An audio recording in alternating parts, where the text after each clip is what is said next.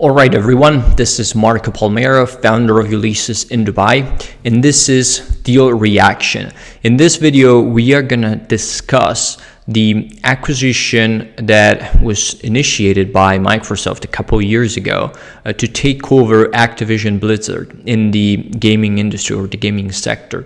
I think this is a very interesting deal because it kind of shows how Microsoft wanted to become a leader in the gaming industry and decided to do that with one swift acquisition so that they can accumulate market share and also remove a competitor from the market. So I think it will be a very interesting discussion to have. Let's dive a little bit deeper into facts and figures and talk about the reasons behind this particular deal. So the transaction itself was closed 2023, so 1 year ago, if you're watching this video in September 2024. And I think the main reason why Microsoft wanted to take over Activision was because they had a core interest in the gaming industry. They were already one of the key players, but they realized they could be the leader in the industry. At the time of the acquisition, there were other major players in this particular vertical. Tencent and Sony were leading above Microsoft. Microsoft was in third place. But of course, there were also other tech giants that were taking pieces of the market, two of them being Apple and Google.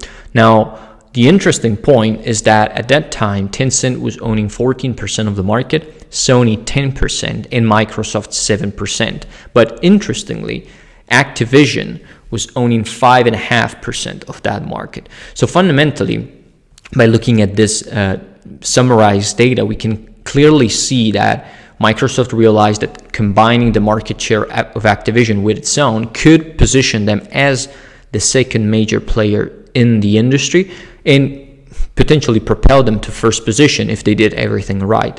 So it is a decision that on paper and by looking at these initial figures made sense for them and for their objectives, because it is clear that what they were looking to do was to become a leader in that particular industry. So let's talk a little bit more about facts and figures, just to get a little bit more detail around how the acquisition was structured. So I'm looking at the deal here, and it seems like the deal itself was an all-cash deal. Microsoft paid $95 per share, which was a 45% premium over the share price of Activision Blizzard that was trading at $75 per share. So the fundamental, the end price for the deal was around $75 billion. And I think what is important to notice here is that they paid a crazy EBITDA multiple for that transaction, right? Quote, here it says, considering a pre-deal operating revenue of 8.8 billion and a pre-deal EBITDA of 3.79 billion, the company was paid 7.8 times revenue, or between 19 and 18 times EBITDA, which of course is crazy, right? It is a multiple that it is very hard to accomplish, especially if we're talking about small business deals. And I think it is one of the reasons why a lot of times people get confused when we talk about acquisitions and deals. Many think that just because Microsoft paid Activision Blizzard 19 times EBITDA, they could expect the same multiple for their $1 or $2 million business, right?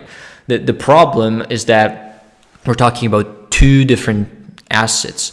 Small business deals are tiny companies that have little to no infrastructure, little to no value to offer, and a lot of work to be done. So the trading multiples for small assets are generally quite low, and my experience is that you can expect to pay between 2 and 6 times maximum, right?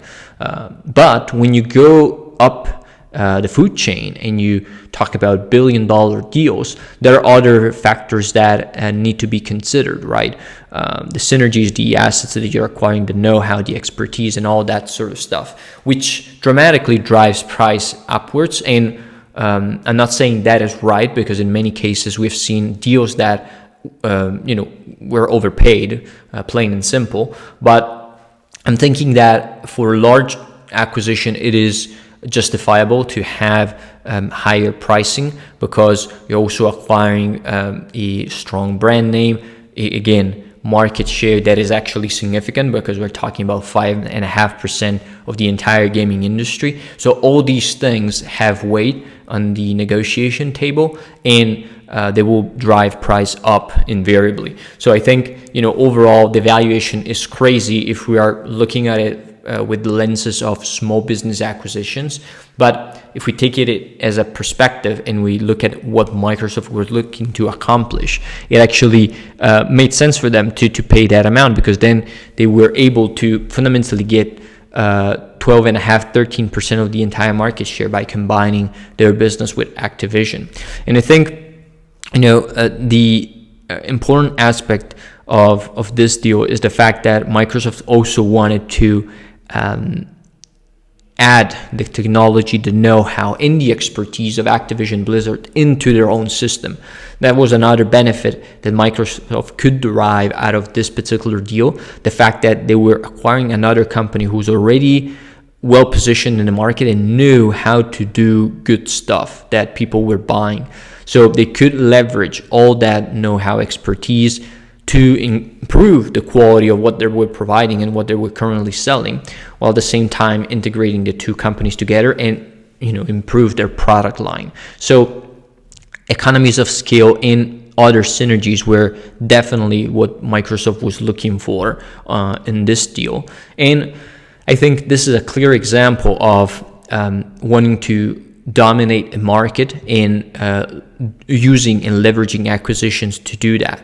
It might have been very hard for Microsoft to take over 5.5% of the gaming industry by growing internally, right? By selling more Xbox or stuff like that. But what they realized is that, okay, we can buy out that market share from somebody else.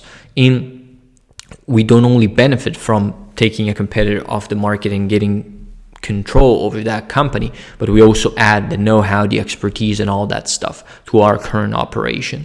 So all considered, I think it makes sense given the objective that Microsoft had, becoming the number one player in the industry. I think there's still a lot of the results are yet to be seen, because the deal was closed in 2023. So integration of these big systems will take a bit of time. Just 1 year has passed, so probably in the next 2 calendar years we'll start to see how that acquisition played out from a financial standpoint, if it was a good decision for Microsoft or if it lost money.